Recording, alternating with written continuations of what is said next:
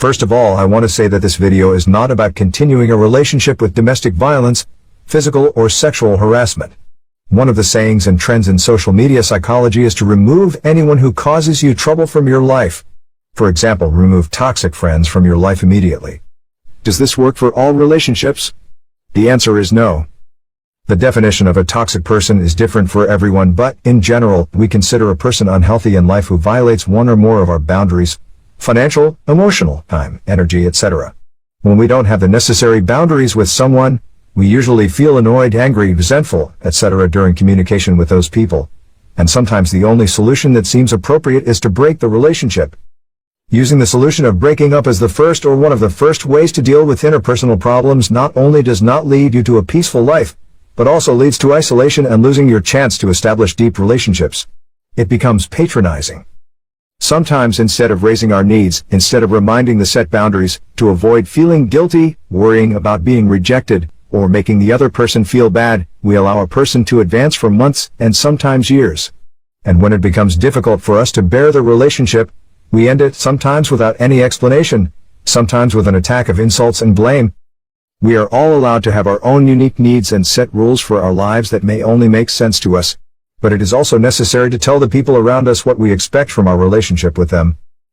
What part of the relationship is hurtful? What boundaries are being crossed? In which areas do we want to participate or not? And mutually respect each other's boundaries. Of course, sometimes the life of some relationships ends. Sometimes there are people who are not willing to work on themselves and respect the set boundaries. In this case, there is no other way but to end those relationships. But using the breakup method to solve anxiety caused by interpersonal problems, if it becomes a pattern of behavior, may keep you away from the joy of creating deep and safe relationships. Your relationships will be broken regularly, and it will be difficult for you to heal from the damage. Establishing boundaries in relationships is an important part of maintaining healthy relationships with others. Boundaries are guidelines that define acceptable and unacceptable behaviors in a relationship and help create a sense of safety and respect. Here I will tell you how to set boundaries in your relationships.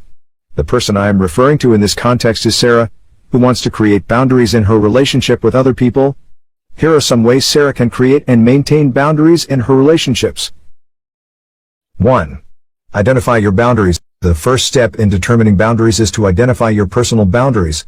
Sarah needs to take some time to think about what behaviors she is comfortable with and what she is not.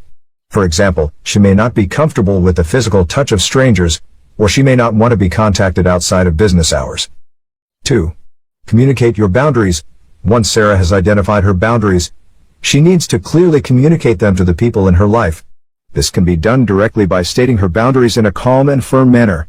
For example, if someone is constantly messaging her outside of work hours, Sarah could say, "I appreciate your enthusiasm, but I prefer to keep work and personal time separate. Can we stick to communicating during business hours?" 3. Enforce your boundaries. It is important to enforce your boundaries when they are crossed. Sarah should be firm but polite and remind the individual that her boundaries are important to her. For example, if someone texts her outside of work hours, Sarah can say, "I'm asking you to respect my boundaries regarding work communications. Please don't text me outside of work hours." 4. Be consistent. It is important to be consistent in enforcing your boundaries.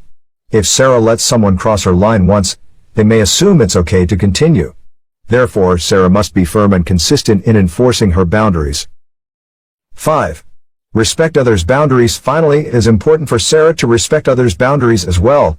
Just as she has boundaries that she wants respected, others have their own boundaries that they want respected.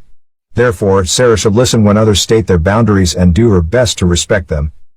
Examples of boundaries Sarah might want to create include: personal space. Sarah may not be comfortable with the physical touch of strangers or acquaintances.